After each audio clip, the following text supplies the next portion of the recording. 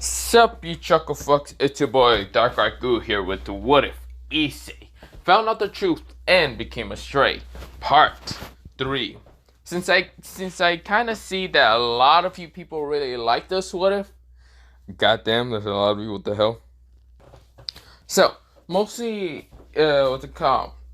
Well, let me say that again. So, yes, a lot of people really like this What If, which, goddamn, thanks for the like and yeah. But not the point. Also, yes, this What If, what's it called? Issei is going to have a couple of elements, but they're going to be based on his aura. Now, his aura is a little bit different. I have really never explained this aura, mostly on part 2. Because part 2 was mostly about Azia being stronger and how she, other things, and yeah. Which I'm gonna keep his aura still a secret. I know it's going to annoy the shit of you guys, but hey, it might be worth it, it might not be worth it. It's going to be kind of based on his emotions, but not fully on his emotions. The emotions he felt on that day that he felt betrayed and sad and other things. So mostly some emotions that might be best based on his elements, and that's how he awakened one of his blue flames, or one of his abilities as a human. At the same time, his evil dragon type might have took that to a whole new level. But that's not the point here or there. Let me just begin into this What If. Let me shut the fuck up. But we begin into mostly a scene. A scene of a guy right now running, sending fireballs behind him and saying, "Stay back, you bastard! You monster!" This is where, well, the fireball was about to smash into someone until they just grabbed it. It turned it into bluish color of flames and then dispelled it. The person says, "You're being quite an annoying pest. Shut up already. God, I was only told to kill you. And basically, if I kill you, I would have got the money. And besides, I need information. Information on a certain god. A certain root god."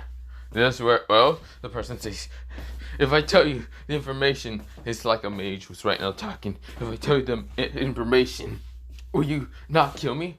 Yes, I will not kill you. The person speaks.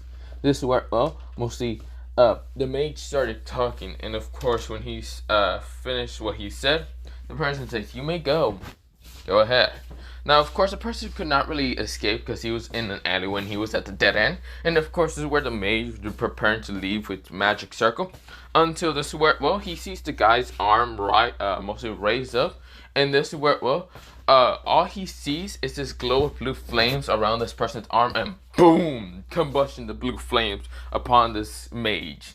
Killed in an instant. This is where, oh, he's like, so annoying. Did you really think that I was gonna let him just leave out here? Stupid fucking mage. Then again, all mages are quite stupid, in my opinion. Isn't that right, buddy? Alright, right, you're still asleep. Stupid lazy dragon. Whatever. This is where he pulls up a phone and says, hey, you. Goddamn, I'm answer your goddamn phone. I know you're there, you're hearing me. The one actually on the other phone kind of just says, "Yeah, I heard you the first time and the second time. What do you want?" "So are you at where I told you to be at?" Yes. "I am at Japan. I am at a Pacific town that you told me to spy on some double heiresses and a couple of other people." "Okay. Are you finally enrolled to the school also?" For fuck's sake, yes. This is where, well, the other person said, "Good.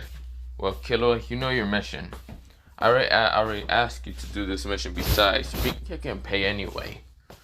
Not by me, but by the other group, but whatever.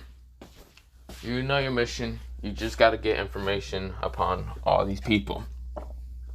Every single person that's on that list? Pretty much. The two heiresses. One is named Rias Gremory, and the other one is named Sona Sifri. Yep. Okay. And I have to be looking into their parages. And I also gotta be keeping an eye on, well, the fallen angel name. Well, not fallen angel, mostly, and also making sure that Sir Sex Lucifer shows up or doesn't show up. And even if he does show up, I spy on him. Yep. Sounds easier than said and done, goddammit. Well, too fucking bad. That was a mission that you were given to. Yeah. Also, fuck you. How the hell you go on a mission to fight a root god while I get a mission to literally fucking spy on some children? Aren't you a child? So shut the fuck up. Shut up. This is where, well, we'll see the person says, aren't you like 16? Shut up. Fuck you. Fuck off. No. Shut the hell up. This is where we'll almost see the person chuckles. The one who actually called Killua. Okay, whatever, Killua. Do whatever. Besides, you truly don't even really do the work of school. But I have to pay. Killua yawns and says, but I have to fucking pay attention, and I don't want to pay attention. God, it's boring here. I already went to a goddamn school. Why do I have to go again? Because you don't want to go here to do the spying. No, it's because I hate that place. Now, other than that, shut up and leave me alone. I'm gonna go fight a root god. What god is that? The root god of miracles. I think so. Or is it the root? No. That wasn't his name. It was the root god of fighting, never losing. It's kind of like a hero god, is what you want to say. He's not really worshipped mostly into a religion / pantheon. I think he was like an ancient god. So that's why I'm gonna go fight him, because he has been, well, quite troublesome. And, well, I could not need to fight him. I could have let him just go on his rampage and just die later on. But I really want to fight him. I want him to nothing but feel despair, sorrow, nothing but just hatred towards me. And then just go into nothing but pure madness. This is where, well, we'll see. Well, Killua says, okay, you are creepy as hell. Shut the hell up. Nope. I do not want to hear your long ass speech and what you want to do to him. Which, no. Okay. Other than that, I'll keep you notified about the girl named Ozzy, your fucking girlfriend. Shut the fuck up, asshole. This is where, well, mostly Killua says, yeah. He then closes the phone and just turns it off and just says, well, this is going to be my new house. We go into the POV of the person. Yeah, this is going to be my new house. Fuck you, goddamn Dobby. If you shoot, damn you. Urgh. This is where he growls. This is none other than Killua, and Killua says, I can't believe I'm gonna have to go to a school, be a fucking spy, make sure my aura's fine, make sure that those devils doesn't think I'm a good fucking candidate for their fucking incarnation, and go on with life again. Fuck you, Dobby. But yeah, we go into mostly kind of Killua kind of going the next day to school, but yeah. So this is how Killua looks like the next day, but yeah. Well, without, it kind of looked like the Koa blazer, but yeah, not the point. But this is where, well, he's actually the height of being like 4'7", because you see here, he is still kind of young, and he is kind of 16, so he's like similar to the same age as Koneko. But this is where, well, he's just scoffing at the fact that he has to come back to school, because he really never did went to a normal school, if he still lived with his parents. But he doesn't live with his parents because, yeah, he's not dealing with that shit. But not the point. This is where he's walking to school. He actually bumped into someone with kind of whitish hair and yellowish eyes.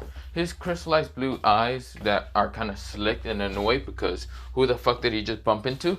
This is where, well, he bumped into mostly Koneko. Koneko looks up because mostly Killua was actually on top of her. And this is where, well, they both just look at each other. And this is where, well, Killua says, cute. He said it under his breath. And this is where, well, mostly Koneko can hear, and she was flustered a little bit. Because who the hell is this guy, and why does he look kind of cute?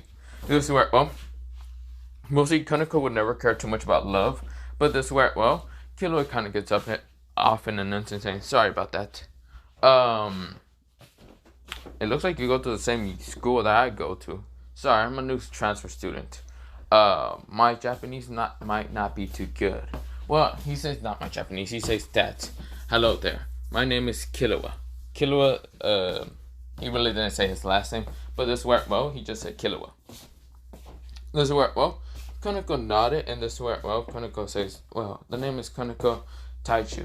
This is where, well, Killua nodded and says, well, can I follow you to get to school? Because I kind of got lost. Killua is not lying, because he did kind of get lost because he forgot about where he was going in the first place. This is where he was actually going the opposite direction, but yeah, just because of how much he was thinking about why the fuck didn't Issei do this shit? Or not Issei, mostly Dobby. Because he doesn't actually know about Dobby's real name. No one knows about Dobby's real name. But yeah, because it's just, Dobby is just kind of a name that seems to be loosened. Or mostly, not really entirely a real name, but yeah. But of course, well, mostly Killua just follows Kaneko to school, but yeah. This is where, well, when they get to school, this is where Killua thanks Kaneko and just walks inside. Now, Killua noticed that Kaneko is actually the devil that he needs to spy on, which he might do it later, but he also figured out that she's actually Nekomaru. Now, the reason why he actually knew about that is because he's half Nekomaru. Kaneko could not sense Killua's kind of presence was because, well, mostly Killua is hiding his presence pretty well, but yeah. But of course, Killua just walks into school and just kind of like sees a bunch of girls kind of asking him out, which he managed to slip away because, well, a lot of people just annoyed the shit of him, but yeah. But we go into a time skip for him to get to class. Now, he goes to class and sits down, and of course, he just tries to look around just to see if he has any members of the people that he has to spy on. This is where, well, he noticed a couple, mostly a girl with kind of reddish hair, and also a girl with whitish hair. One is known as Toma, the other one is known Momo Hanakai, I think so. That's her last name, I can't remember. But this is where, well, they were talking. This is where Killua decides to spy on them, but yeah, for now. This is where, well, he goes on for the whole day on spying on different members of Sona's Parage, Sona herself, and even what's it called, Rias and Rias Parage, except for one member. That being Azia. Because Azia has a very keen eye on Killua, and actually does kind of look at him most of the time. And does notice him trying to spy on her. Now, she actually confronted Killua, because mostly one time, Killua was on top of a tree, right now looking into the, what's it called, ORC, just to kind of see what the hell they're doing. This is where, well, he was cloaking lightning, but this is where light was hitting him, so he looked kind of invisible, until Kaneko appears saying, "Who are you, and what are you doing here?" This is where Killua had to right now knock her out pretty fast, which stabbed her right in the kind of chest, kind of knocking her out, just saying lightning, knocking her out, but yeah. Killua didn't want to say anything. If he said anything, Kaneko probably would have recognized the voice. But this is where, well, that wasn't the case. Mostly, he was being spied on and seen from a fucking mile away from none other than Azia. Azia was literally right next to him. And this is where Killua was right now taking notes down and saying, the Grimoire is talking to a guy. The guy is unknown. Akano seems to be giggling.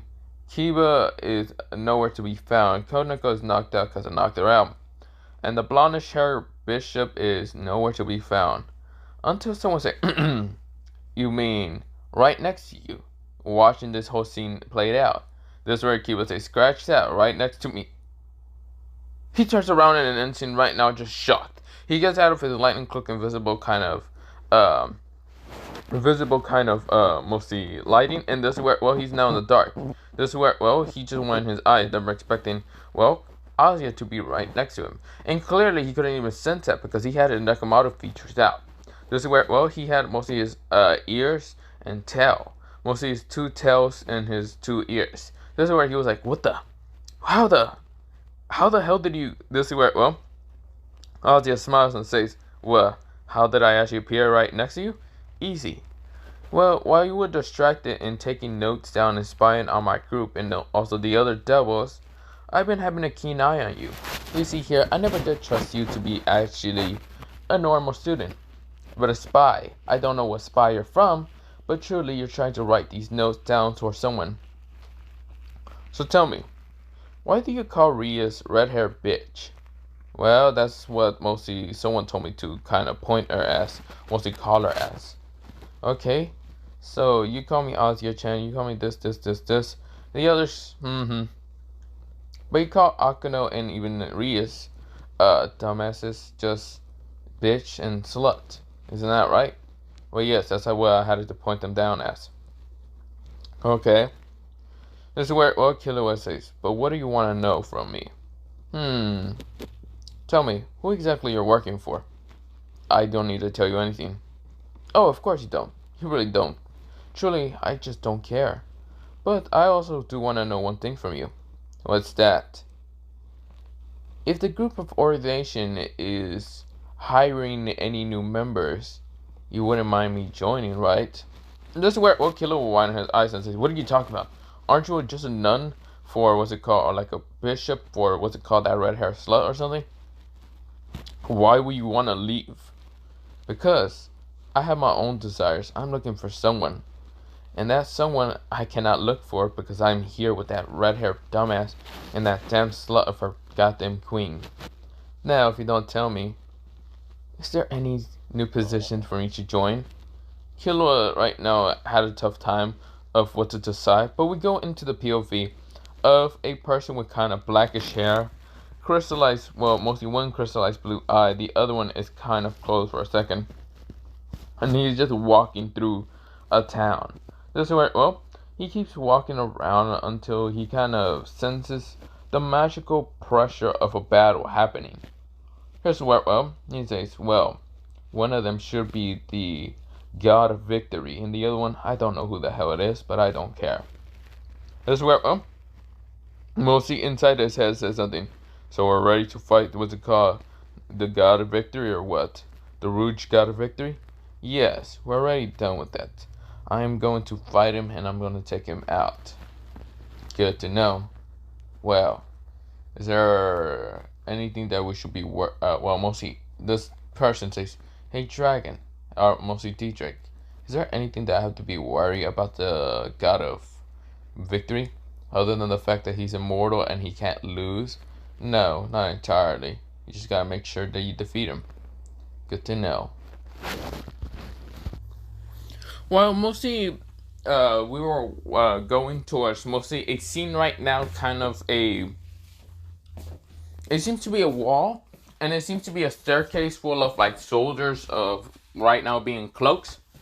They all have some kind of different, well, not different. They all have the same symbol on the back, and this is where, well, right now we're going to a battle between the God of Victory versus, well, a kind of girl with whitish hair and bluish eyes. This is where, well, she has a Reaper as a weapon, and she's trying to block, well, mostly block all the attacks from the person. The mostly guy, the God of mostly Victory says, you won't defeat me at all, little girl. This is where, well, she scoffed, and this is where, well, she was about to summon something until they hear kind of an explosion and they stop for a second. This is where, well, mostly we go back into the wall, and of course, this is where, well, mostly a bunch of people are being burned down and then saying, move out of my way, you weaklings. This is where, well, a bunch of people turns around and they see a guy with kind of blackish hair, bluish eyes, and of course, this is where, well, one of them is closed, but the other one is kind of bluish eye. His kind of burnt skin all around, and this is where, well, he seems to be kind of wearing this kind of golf outfit. So, well, this is where someone right now tries to stop him in a magic bubble until he just spell in an instant by his blue flames. And this is where, well, she just scoffed, realizing that this person is much more powerful. This person, well, who's tried to stop him in a bubble, was actually a witch. And this is where, well, she looked like this. She looked like this, and this is where, well, she was like, damn, you're quite powerful. So who are you? This is where she calls out mostly for the person who's actually killing her kind of allies. This is where her allies are getting ready. This is where, well, the person said, my name is none of your concern. But if you need to call me by something, call me Davi. I'm here to fight against the Rouge God of Victory. I'm not hired by your group, and don't even think I was even bothered to actually help you anyway. I'm just here to fight it. Now, move out the way before I burn more of your allies. I actually don't care if you don't move out of the way. I'll burn them anyway if they get in my way. She says, fine. All of you move out of the way. This is where a bunch of members start moving out of the way. This is where, she was confused and why this Dobby person didn't just go through the front door when clearly a lot of people can do that. This is where, the person, mostly what's it called, God of Victory, and the person with the Reaper were confused until this is where, Dobby grins seeing the God of Victory, and this is where he fucking just runs it, jumps on the wall, mostly on this little kind of like fancy wall, whatever, that sometimes protect people and other things, jumps on it, then jumps off and says, mostly, Vidrin? Yeah, Vint? Drinenya, that's what he calls the person, the God of Victory. And this is where, he screams it out. I cannot scream it out because I'm gonna fuck it up somehow. This is where, mostly he screams it out while sending 2 jets of blue flames straight towards the God. The God right now managed to jump out of the way and was shot. Those blue flames would have annihilated him at once. This is where, he smiles thinking that this is actually going to be more of an interesting battle than this girl who's actually clearly trying to fight against him, but she's losing. This is where, he then says, little girl, move out of the way. A real battle is going to happen. This is where, he has to dodge another wave of blue flames from mostly this person. This is where the person grins and saying, so, you are the opponent that I'm going to be choosing to battle. God of Victory, Venetranenia. This is where, mostly the person grins and says, so you know my name, and you know that I am the God of Victory. Well then show me who you truly are, unknown warrior. The name's Dobby, and I'm gonna make sure you burn. This is where, Ignatius blue flames are igniting around his body. This is where the girl says, hey, no fair, I was here first. This is where, Dobby turns around and says, and who the hell are you? My name is, so this is how she looks like, and her name is Korea Klurhik. Now, of course, think of that katana being actually a Reaper, but yeah. This is where, it's a super kind of Reaper, and this is where, she's glaring at mostly Issei. Oh, not Issei, mostly Dobby. Not Issei. What the fuck am I going on? No, Dobby. This is where, Dobby just looks at her and says, okay, cool, I don't care. Now move out of the way, little girl. That's where, she summons out mostly, she activates her sword to summon out a giant kind of spiritual lion. And this is where, she calls out the lion of, it's called the lion,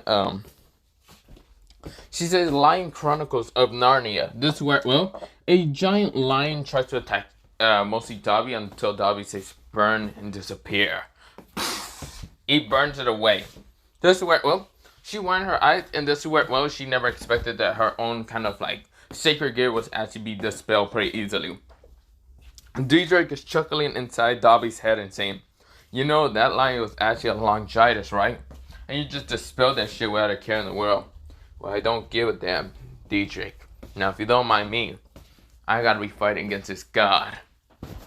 This is where Dobby turns around to see the girl and says, fuck off already. This is where, mostly she gets angry and looks angry at Dobby, but Dobby just didn't give a damn and just flipped her off. This is where, Dobby starts walking straight towards, the God of Victory. Well, shouldn't we begin, God of Victory? Tell me, who's the strongest here? This is where, mostly the God of Victory grins and says, yeah, who's going to come up on top? Who knows? Well, let's do this. This is where his bluish flames ignited from one of his hands, and his other hand crackling black lightning started appearing. This is where, he grins and says, show me what you have! This is where, mostly the person grins, and this is where, he kind of smirks to himself, mostly the God of Victory, and this is where, his goldenish light aura actually appears and says, yeah! But we go into the POV of mostly Killua and Ozzy. Ozzy kind of looks at Killua. You don't need to answer me too soon there, Killua-san, if that's your real name. But I just need some information. Do you know about a person named Issei? Killua says, never heard of him. Truly, I never heard of someone named that. Oh, has there been any new members in your group? Except for one named Dobby, a guy who's literally psychotic in his blue flames. This is where, I was gonna say, okay, not Issei. Issei never had blue flames. Is there anything else special about him? Not entirely. No one really knows about him too much. I know about him a little bit because he's the one who asked me to be here. Other than that, yeah, I have no clue. Ozzy was confused. Why would this Dobby person even question Killua to be here? Until she then tries to piece it together, but she says no, it can't be. Issei doesn't have blue flames, and no, he's not psychotic in his blue flame because he never had any aura blue flames. Not that she knows about. There's no way the others know about even blue flames because no one in this world kind of has blue flames. Not in this world, but mostly in this town. But yeah, she's confused who it will be. Maybe this Dobby person knows about where Issei's whereabouts will be at. She's only going on conclusions. At this point, she's desperate. She's so desperate. She just wants to see the person that cared about her so much to the point that she got rescued by him is just desperate to kind of get him back. But yeah, that's where, well, I see. But if you want to know about that guy over there, that guy is named Aaron or something like that. Something, I think it's mostly Rias, that red haired slut, and also, well, mostly Akano, that damn cow, his new boyfriend. I don't really care about him. He is quite perverted and annoying to me. If he touched me, I'm breaking his arm. But other than that, how about it, Killua? How about help each other out with information? And if you manage to help me out with mostly Issei, I'll give you any information you want to know. Killua sighs and says, fine. Ozzy Argento, you have a deal. Good. This is where they both shake on it, but we go back into the POV of mostly Dobby and the God of Victory. This is where, well, the God of Victory gets kicked in the face before getting launched with blue flames. But this is actually where I'm ending it off for part 3 of this What If. Other than that, yeah, this is where I'm going to end it off. And I know people are going to be pissed with the fact that I ended off at a good part. But other than that, let me kind of end it off here, yeah. But yeah, other than that, bye soon. Yeah, I got to go do something. But yeah.